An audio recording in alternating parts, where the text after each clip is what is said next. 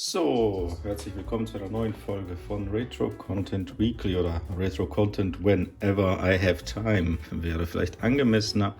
Heute geht es um die Philips Las Vegas Supercolor, das Telespiel ES2208. Pong-Konsole, die nicht mit dem AY-3-8500 Chip versehen ist, sondern die 8550 Version, die anstatt Pedals praktisch diese 360 Grad Analog-Sticks hat und dann sozusagen dann auch die horizontale Bewegung der Pedals ermöglicht. Abgesehen davon die üblichen 6 Spiele, also 4 Pedalspiele und 2 Skispiele, also nichts Besonderes, soweit so gut. Das, was diese Konsole ein bisschen besonders macht, ist jedoch die Art des Peripherals, die für die Skispiele verwendet wird. Ich glaube, das sieht man auch hier an diesem Symbol auch schon. Und hier ist, wie man sieht, anstatt einer Pistole eine Kamera abgebildet. Ich habe dann schließlich die Bedienungsanleitung zur Rate gezogen und in der Bedienungsanleitung sieht man dann Zusatzspiele 5 und 6. Diese Spiele können nur mit Hilfe eines Zusatzgerätes gespielt werden. Dazu ist der Stecker des Zusatzgerätes in die entsprechende Anschlussbuchse zu stecken. Ja, ich habe dann ein bisschen weiter geblättert und weil hier hinten auf der letzten Seite der Anleitung steht dann hier Anschluss für Zusatzgerät, Spiele 5 und 6 ES2291. Ich habe dann, um überhaupt zu erfahren, um was für ein Kameramodell es sich handelt, ein bisschen recherchiert und bin dann drauf gekommen, dass es sich um das Ding hier gehandelt hat, nämlich eine Agfa Auto Star Pocket.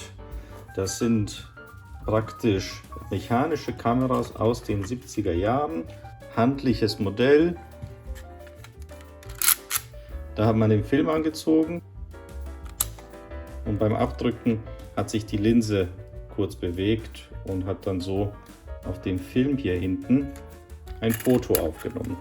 Das sind diese echten Agfa Auto Star Pocket. Und ich habe mir dann praktisch auch noch so eine kaputte Auto Star Pocket gekauft, die ich dann auseinandergenommen, ausgehöhlt habe, mit der Idee, hier drin dann halt den Pistolenmechanismus einzubauen.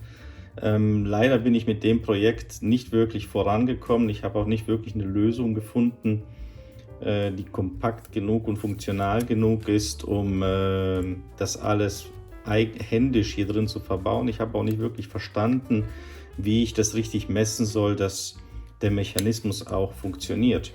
Also habe ich mich einfach weiterhin in Geduld geübt. Und das hier ist jetzt wirklich die Philips ES2291. Also das Original, wie schon gesagt, die Auto Star Pocket Original Agfa. Also die haben tatsächlich Bestände von denen aufgekauft, die sie ausgehöhlt haben und mit ihrem Schießmechanismus für die Leitgang versehen haben. Und hier sieht man, dass tatsächlich dann auch der Schießmechanismus hier drin verbaut worden ist.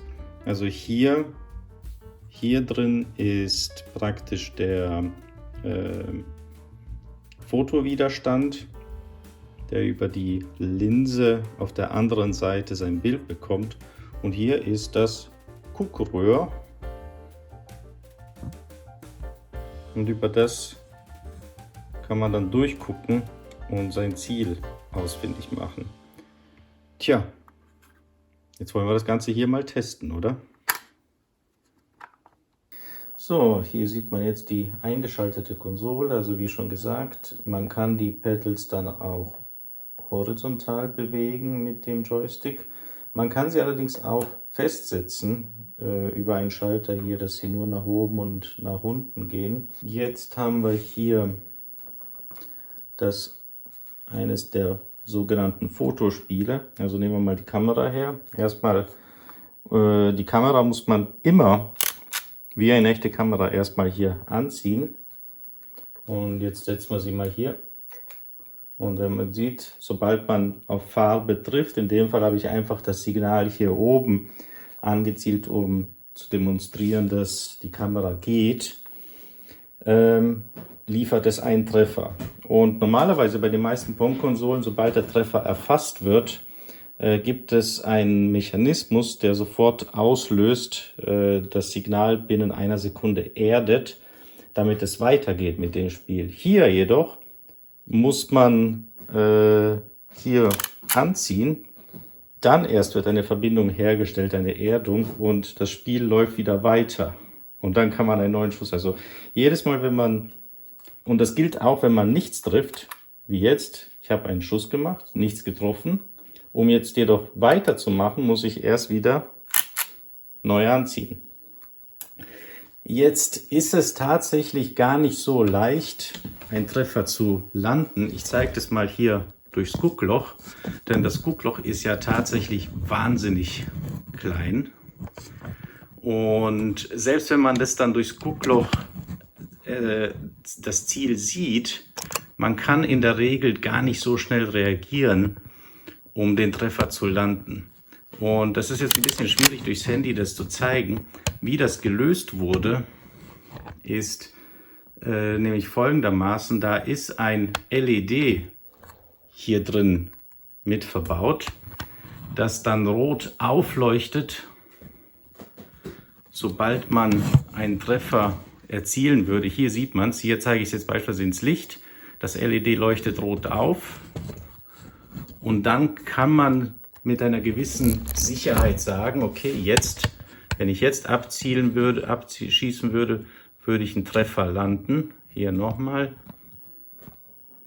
Hier zum Beispiel.